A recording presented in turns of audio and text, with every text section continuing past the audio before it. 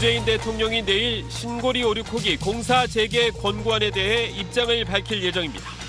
공약 파기에 대한 이해를 구하면서도 새 정부의 에너지 전환 정책은 유지될 것임을 강조할 것으로 보입니다. 유명 한식당 대표가 아이돌 가수 최시원 씨 가족이 기르던 개에 물려 엿새 만에 폐혈증으로 숨졌습니다. 국내 반려견 관리 실태를 집중 취재했습니다. 미군 전략 무기들이 한반도로 총출동했습니다.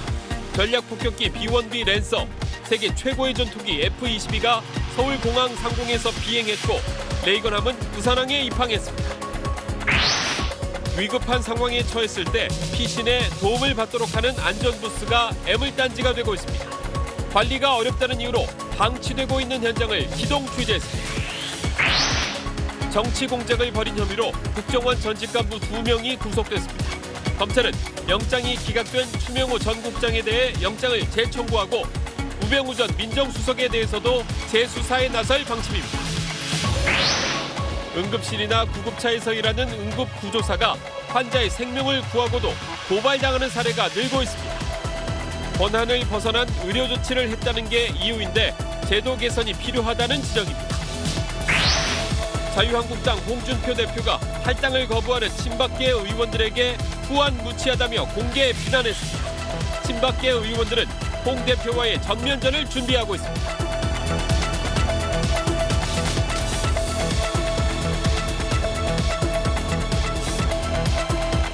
에너지를 쓰던 자동차가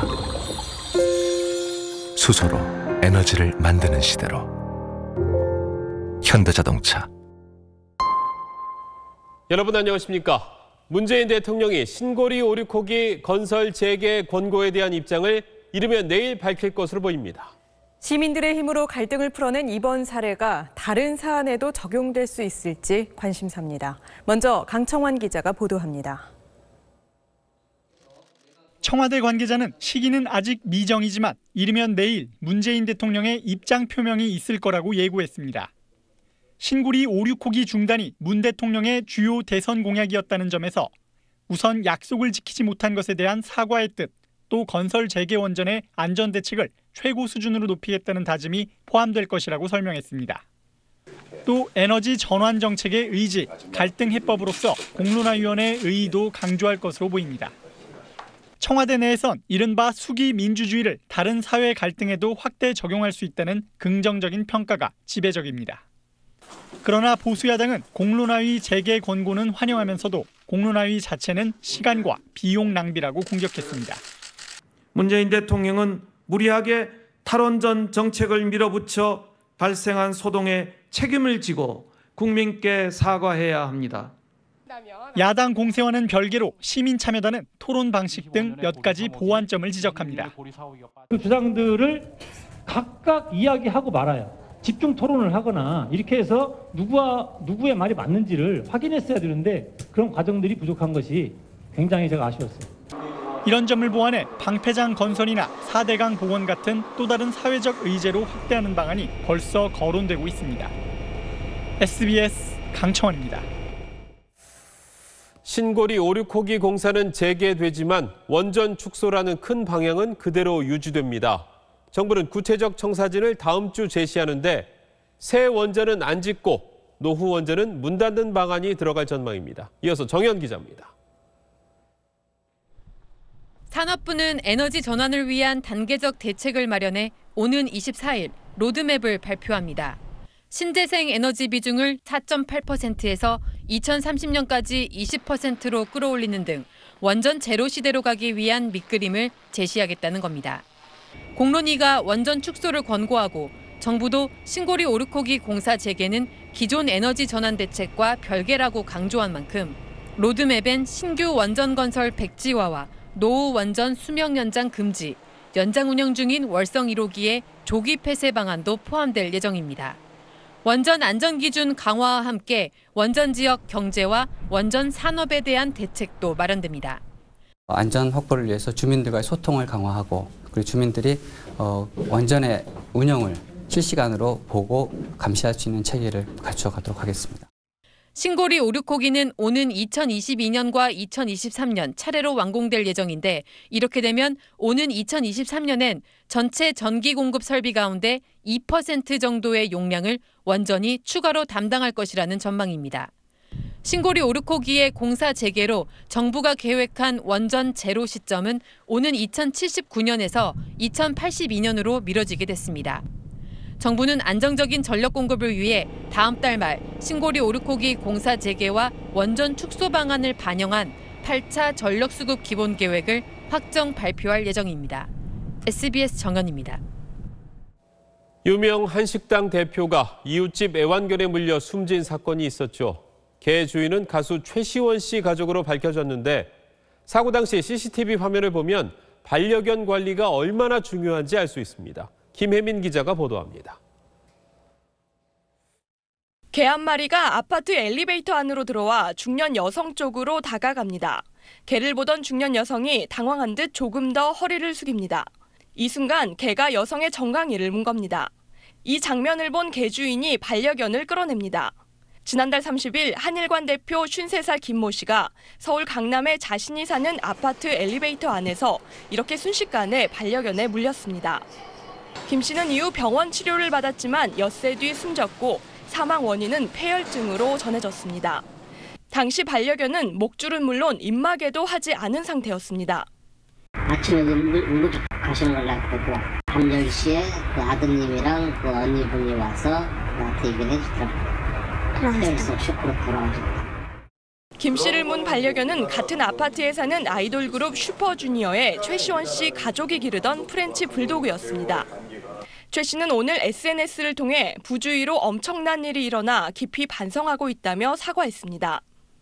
최 씨의 아버지 역시 같은 일이 반복되지 않도록 하겠다면서도 사망 원인에 대해서는 치료 과정의 문제나 2차 감염 등의 가능성을 배제할 수 없다고 말했습니다. SBS 김혜민입니다.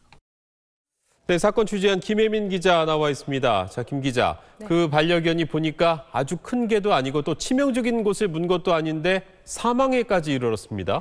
네, 이번 사건은 대형견이 사람을 물어서 과다출혈로 숨진 그런 네. 일반적인 상황은 좀 다릅니다. 네. 이번 지금까지 취재한 상황을 좀 종합해 보면요. 사고 당일 피해자는 바로 응급실에 가서 처치를 받습니다. 네. 하지만 입원은 하지 않는데요. 그러니까 그다지 큰 증상이 없어서겠죠. 네. 그런데 갑자기 엿새 뒤에 강한 통증을 느끼고 그때 또다시 응급실로 가게 됩니다. 이때 네. 바로 폐혈증 이제 진단을 받고 그때 얼마 뒤에 숨지게 되죠. 엿새 뒤에 숨진 걸로 나오는데 그렇다면 이 폐혈증이라는 게 상당히 위험한 질병으로 봐야 되겠군요. 예, 맞습니다. 폐혈증은 세균이나 그 곰팡이 바이러스가 혈액에 퍼지는 증상인데요. 네. 사망률이 일반 사람도 30%가 아하. 넘고 또 만약에 면역력이 약하면 80%까지 또 치솟게 됩니다. 네. 초기 6시간 안에 치료를 받는 게 가장 중요한데요. 특히 작은 반려견에게 물려도 바로 그 병원에 가셔서 치료를 받으셔야 됩니다. 네. 이 작은 상처라도 세균이 증식할 수가 있고 또 2차 감염의 우려도 있기 때문입니다. 자, 그렇다면 개 주인인 최시원 씨 가족 어떤 책임을 지게 됩니까? 네, 일반적으로 반려견이 사람을 물어서 숨지게 되면 개 주인은 과실치사 혐의를 받습니다. 네. 반려견 관리에 이제 소홀했다는 건데요.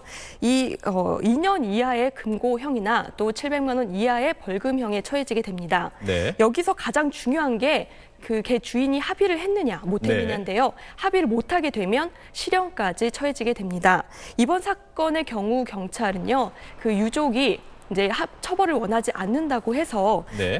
입건을 하지 않고 사건을 그대로 종료시켰고요. 네. 그렇기 때문에 이 가족들도 처벌을 받지는 않을 것으로 보입니다. 그럼 지금 그 문제의 개도 최 씨 가족이 계속 데리고 있는 상태인가요? 예, 맞습니다. 아직도 최 씨의 가족이 이제 보살피고 있는 것으로 추정됩니다. 네, 김혜민 기자 잘 들었습니다. 자, 이렇게 개에 물려서 119 구조대의 도움을 받은 사례가 지난해 2,000건을 훌쩍 넘었습니다. 그런데도 처벌이 약하다 보니까 목줄을 채우지 않는 경우가 많습니다. 또 우리 개는 순해서 물지 않는다는 생각도 문제입니다. 보도에 노동규 기자입니다. 한 부부가 119 구급대원들에게 응급처치를 받고 있습니다. 주택가를 산책하던 중 사냥개 2마리에게 공격당한 겁니다.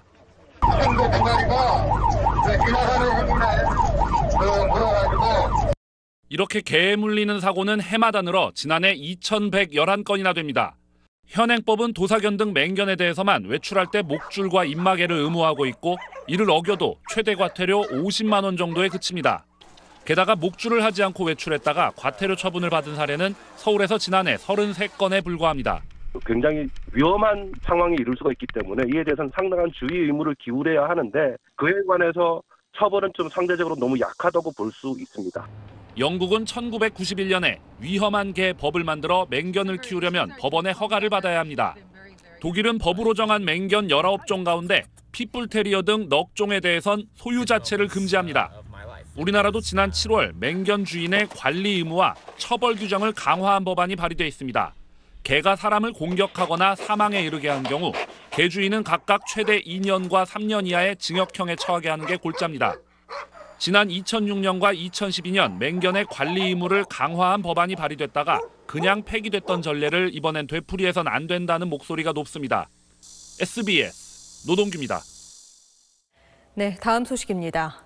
미군의 전략 무기들이 한반도로 총출동했습니다. B-1B 랜서 폭격기와 세계 최고의 전투기 F-22가 서울공항 상공을 날았고 레이건함은 부산항에 입항했습니다. 김태훈 국방전문기자의 보도입니다. 미공군 전략폭격기 B-1B 랜서가 F-15K의 엄호를 받으며 서울국제항공우주산업 전시회 아덱스가 열리는 경기도 성남 서울공항 상공으로 진입합니다. 두 번째 B-1B는 고도를 150m까지 낮춘 저공 비행으로 아덱스를 찾은 시민들의 탄성을 자아냈습니다.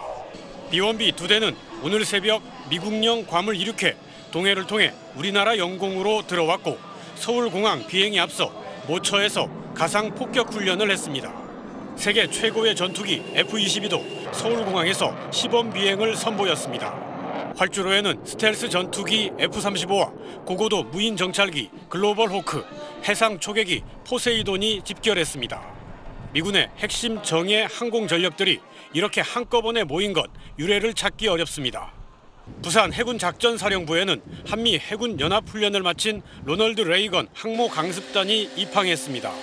Commitment, resolve, and ability to defend the Republic of Korea and maintain security and stability on the Korean Peninsula.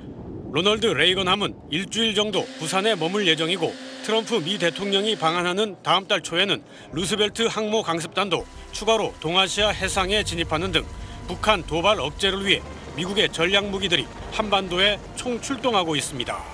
SBS 김태훈입니다.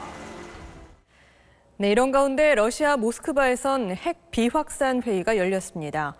회의에 참석한 북한의 최선희 외무성 국장은 자신들의 핵무기는 협상 대상이 아니라는 기존의 입장을 다시 한번 강조했습니다. 배재학 특파원이 보도합니다. 북한 최선희 외무성 국장은 모스크바 핵 비확산의 동북아안보 토론 발표자로 나서 북한 핵무기에 대한 입장을 분명히 밝혔습니다. DPRK's nuclear weapons are non-negotiable unless the U.S. is prepared to coexist with the nuclear DPRK.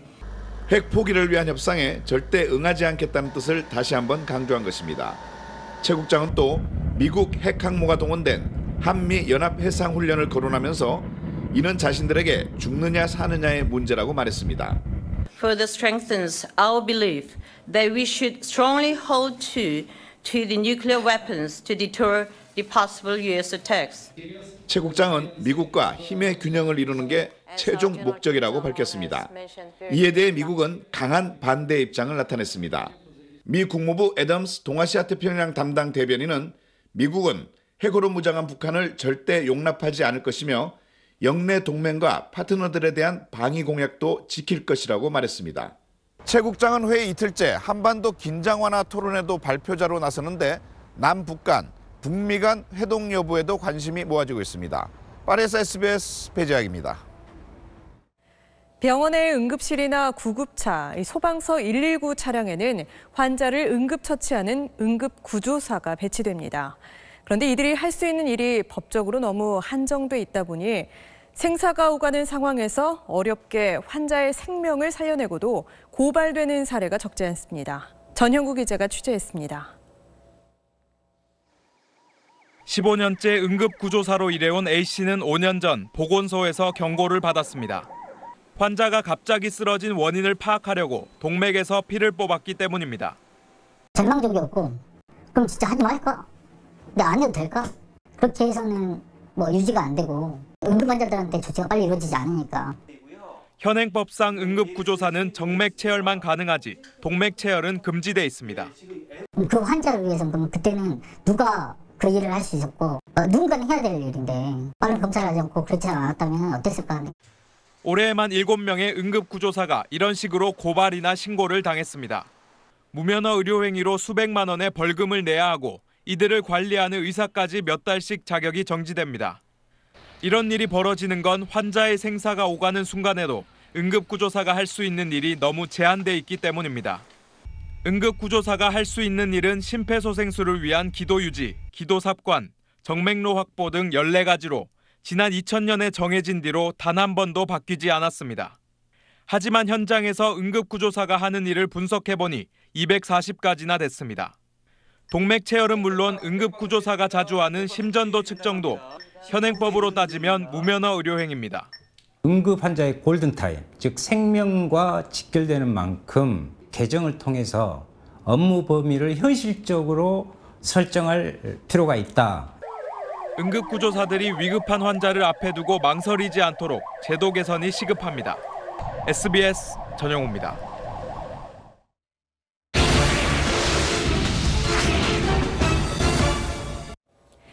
야간에 위급한 상황에서 급히 몸을 피할 수 있도록 만든 안전부스입니다. 안에서 문을 잠그면 외부에서 접근이 안 되고 안전부스 안에 있는 전화로 구조를 요청할 수도 있습니다. 이 방치된 공중전화 부스를 대당 2천만 원 정도 들여서 개조한 겁니다. 하지만 설치 2년 만에 이 안전부스가 애물단지가 되고 있습니다. 이현영 기자가 기동 취재했습니다. 위험한 상황에서 피신해 지자체와 경찰의 도움을 요청하는 안전부스. 지난 2015년 초 경기도 광주시를 시작으로 전국 31곳에 설치됐습니다. 한 곳을 설치하는 데 2천만 원 정도가 들었습니다. 경기도 수원의 한 안전부스를 찾아가 봤습니다. 현재 시각 오후 3시 35분입니다. 제가 직접 이 안전부스에 들어가 비상벨을 작동해 보겠습니다. 여보세요? 영통이동 견우광장 안전부스 4번을 눌러주세요. 자동응답만 반복될 뿐 주민센터로 연결은 안 됩니다. 긴급전화도 작동하지 않습니다. 또 다른 안전부스. 화면을 누르면 경찰에 긴급전화가 가야 하는데 아무리 눌러도 소용이 없습니다. 전화가 연결돼도 통화가 어려운 경우도 있습니다.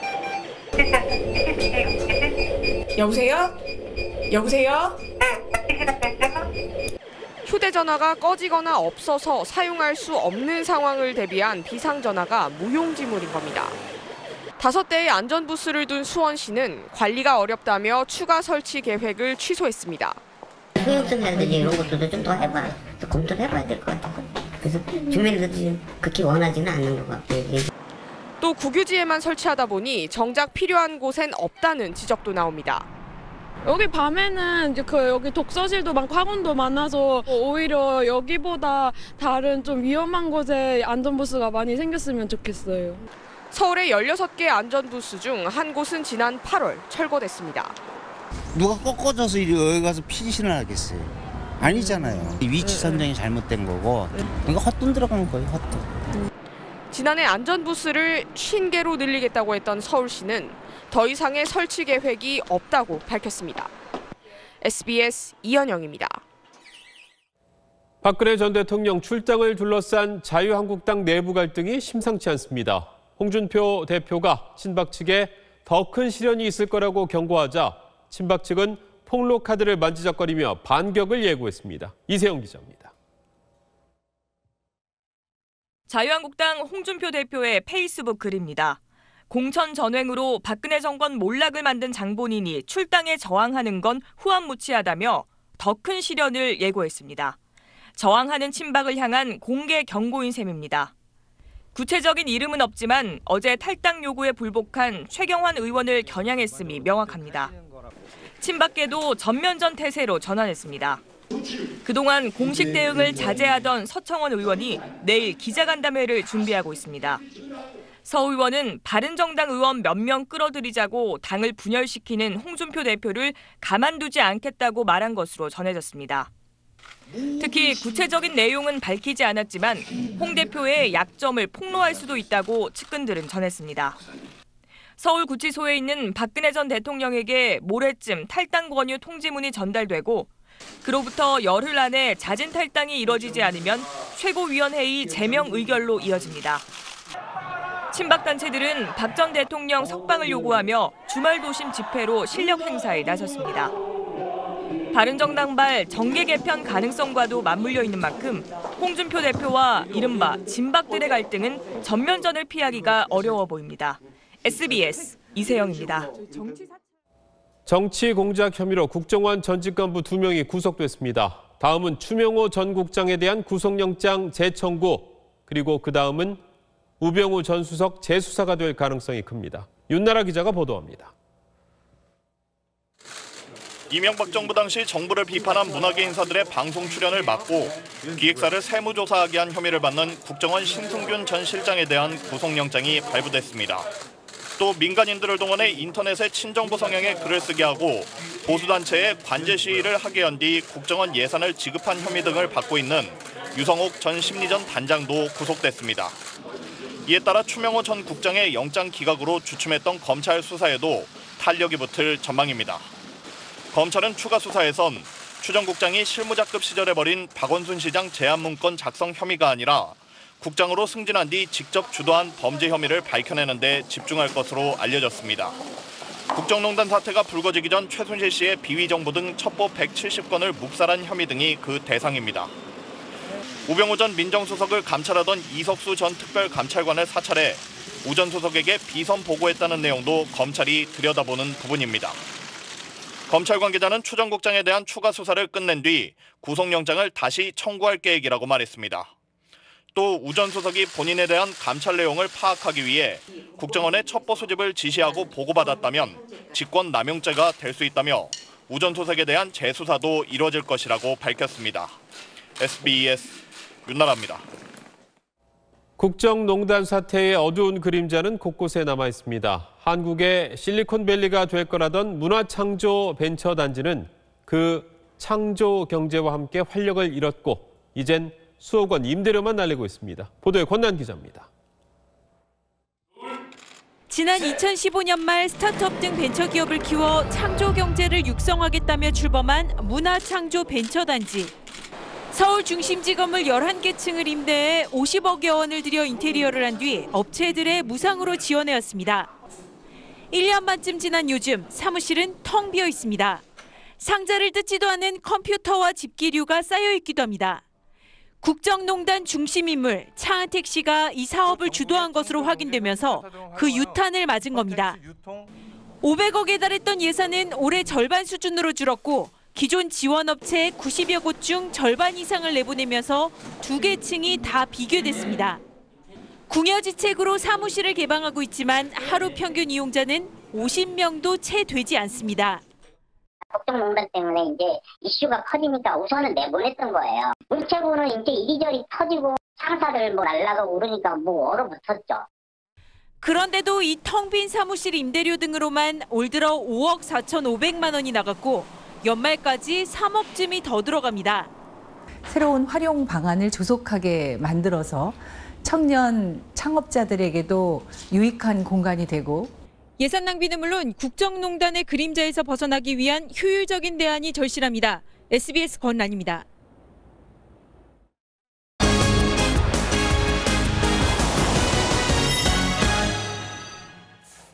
귀에서 바람소리나 매미소리 또는 파도소리가 나는 증상을 이명이라고 하죠. 지난해 무려 31만 명이 이명 때문에 병원을 찾았습니다. 그냥 내버려 두면 뇌가 더 피곤해질 수 있다고 합니다. 건강라이프 남주현 기자입니다. 최민정 씨는 10년 전 처음 바람소리와 매미소리가 들리는 이명 증세를 느꼈습니다. 그동안 큰 불편을 느끼지 않다가 최근 이명 소리가 더 커져 병원을 찾았습니다. 치료를 안 하다가 요즘에 좀 크게 많이 불편한 것 같아서 다시 와서 치료하게 됐어요. 거의 한 10몇 년을 방치해두고 있었어요. 이명이 커지는 것은 주로 심리적 요인 때문으로 생각돼 왔습니다. 스트레스 많을 때 더 소리가 커지는 거 느끼십니까? 느끼죠?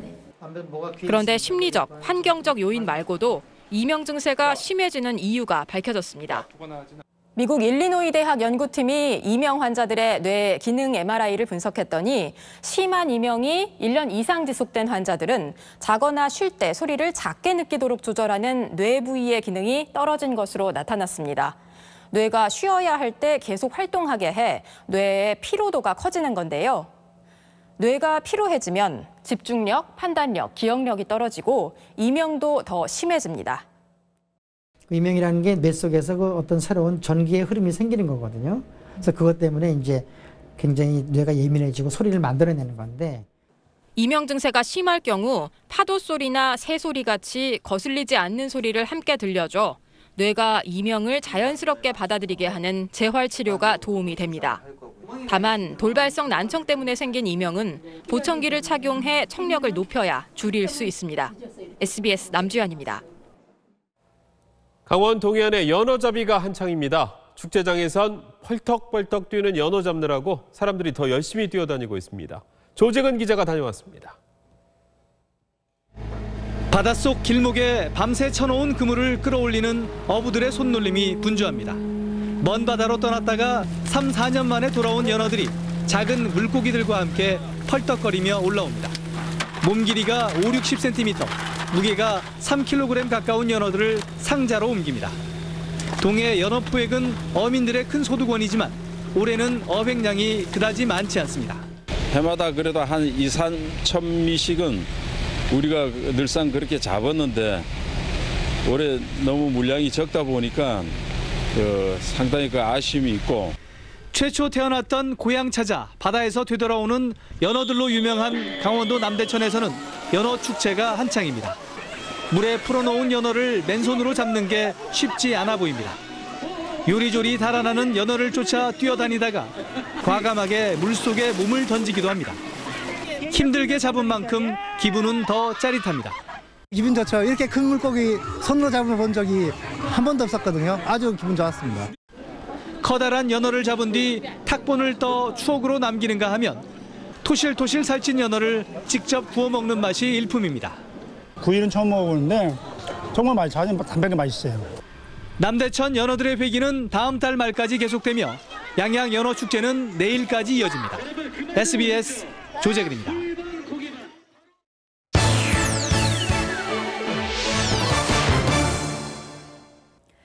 대출 금리가 슬금슬금 오르고 있습니다. 한국은행도 기준금리 인상을 시사하고 있는데 금리가 조금만 올라도 대출자들은 허리가 휘게 되죠.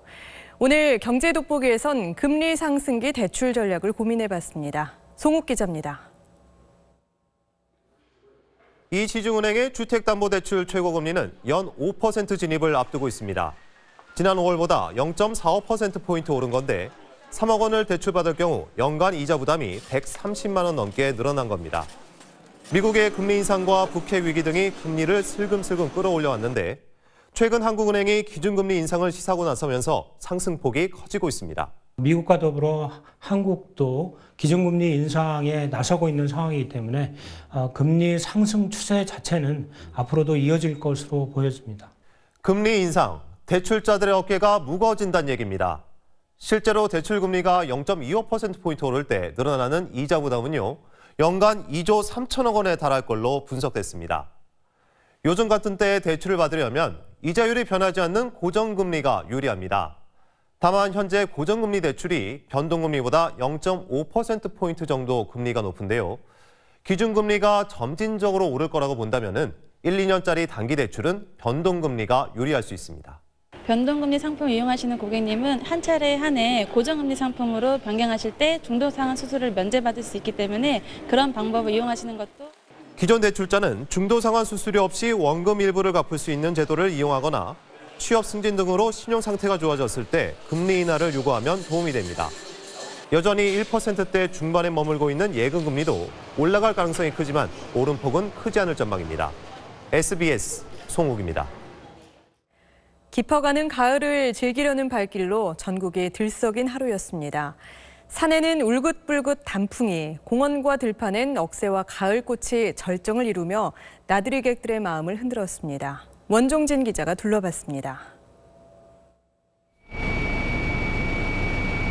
푸르렀던 산능선에 울긋불긋 단풍이 내려앉았습니다. 지난달 말부터 설악산 등 북쪽 산에서 남아한 단풍은 월악산을 지나 전국적으로 절정에 이르렀습니다. 화려한 가을색이 우뚝 솟은 산 바위를 휘감으며 장관을 연출합니다. 산에는 종일 선선한 가을바람이 불었던 하루. 등산객들은 정상에 올라 단풍이 수놓은 가을산의 풍경에 흠뻑 빠져듭니다. 완연한 가을빛은 산 아래 들에도 찾아왔습니다. 구름 한 점 없이 맑은 가을 하늘. 그 아래 활짝 핀 가을꽃들이 사람들의 시선을 잡아 끕니다. 나들이 나온 가족들은 펼쳐진 가을꽃 사이사이를 거닐며 10월의 추억을 남깁니다. 오랜만에 밖에 날씨 좋은데 이렇게 가족들 다 같이 나와가지고 애기도 기분 좋아 보여요. 신나더라고요. 가을 억새의 은빛 물결도 도심 공원을 뒤덮었습니다. 공원을 찾은 사람들은 오랜만에 찾아온 쾌청한 가을 주말을 즐겼습니다. 평일에 나오기 힘들어가지고 오랜만에 주말에 나왔더니 날씨가 너무 좋아서 너무 좋아요. 내일 구름은 조금 끼긴 하겠지만 청명한 가을 날씨는 이어질 전망입니다. SBS 원종진입니다. 요즘 유통업계에선 남성 소비자들이 새로운 블루오션으로 떠오르고 있습니다.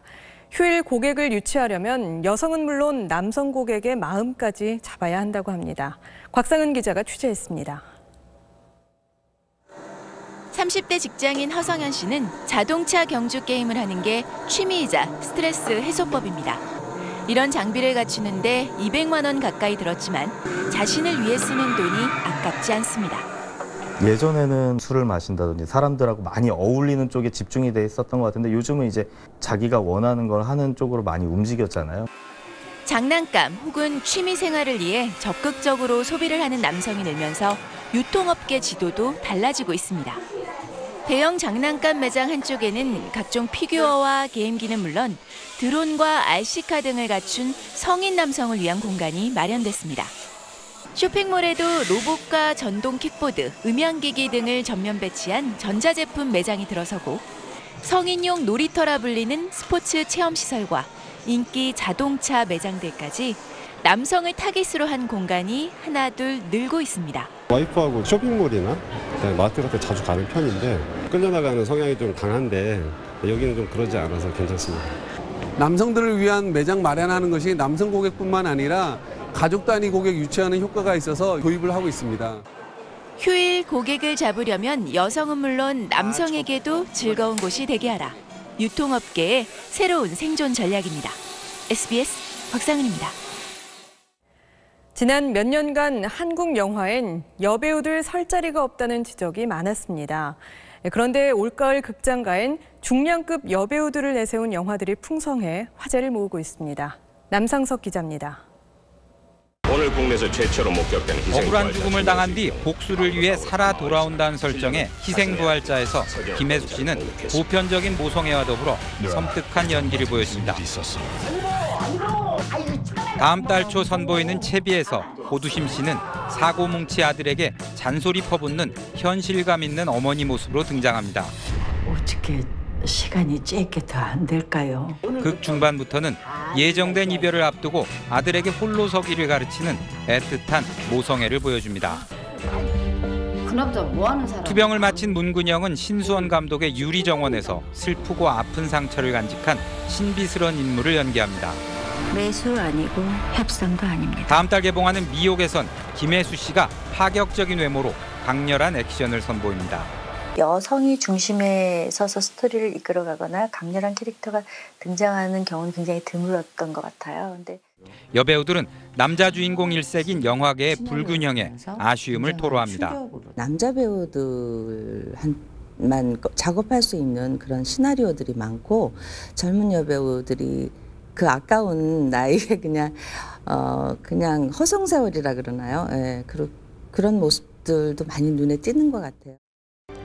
다양하고 개성이 있는 여배우들의 연기에 관객들이 어떤 호응을 보일지 관심입니다. SBS 남상석입니다.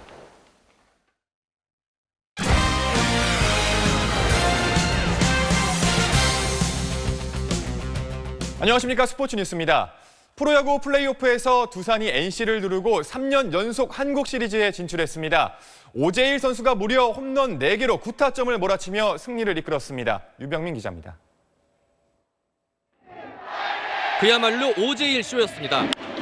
오재일은 1대0으로 뒤진 3회 오른쪽 담장을 훌쩍 넘기는 역전 석점 홈런을 터뜨렸습니다.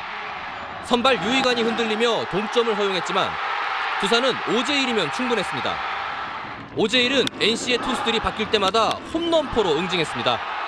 6회 이민호에게 석점 홈런을 뽑아내며 승부를 갈랐고 8회엔 김진성을 상대로 2점 홈런. 9회 마지막 타석에서도 NC 마무리 임창민을 솔로 홈런으로 두들겼습니다. 오늘만 홈런 4개로 9타점을 몰아친 오재일은 포스트 시즌 역대 한 경기 최다 홈런과 최다 타점 신기록을 세우고 플레이오프 MVP를 차지했습니다. 오재일의 홈런쇼를 앞세운 두산이 14대5로 승리를 거두고 3년 연속 한국 시리즈에 올랐습니다. 적극적으로 초구부터 무조건 존에 오면 스윙을 돌려야겠다고 마음먹고 들어갔었는데 저도 너무 얼떨떨해가지고 4개는 처음 쳐봐가지고. 두산은 판타스틱4로 불리는 선발진이 단 1승도 거두지 못했지만 4경기에서 12개의 홈런을 몰아치는 괴력을 앞세워 가을 야구에서 또 다른 색깔을 보여줬습니다.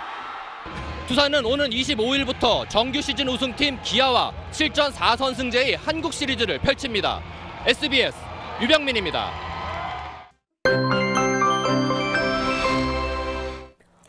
마치 숫자와 같은 가을 풍경이 펼쳐진 하루였죠. 하지만 내일은 서쪽과 동쪽 지방의 하늘 표정이 다르겠습니다.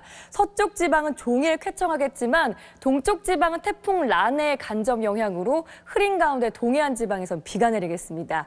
내일까지 강원 산지에서는 최고 60mm 이상, 강원 영동 지방 10에서 40, 경북 동해안 지방에선 5에서 20mm가량의 비가 예상되고 그 밖에 강원과 영남 내륙 지방에서도 5mm 미만의 비가 살짝 지나겠습니다. 현재 태풍 란은 일본 오키나와 남동쪽 해상까지 올라왔습니다. 내일 일본 열도를 따라 그대로 이동할 전망인데요. 이에 따라 현재 제주도 먼바다에는 풍랑경보가 발효 중이고 그 밖에 남해와 동해상에서도 풍랑주의보가 발효 중인 상태입니다.